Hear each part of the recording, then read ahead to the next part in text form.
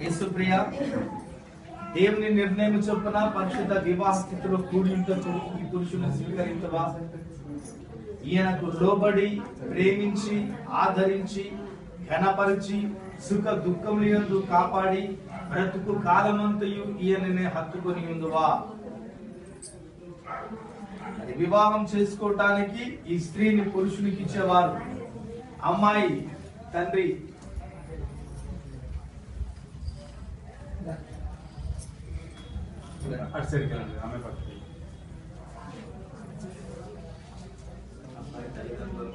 తండ్రి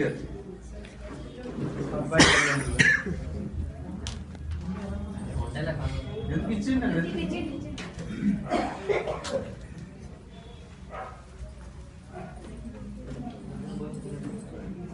ఈ అమ్మాయి కుడి చేతిని తీసుకుని అబ్బాయి అలా మీరు ఎక్కడ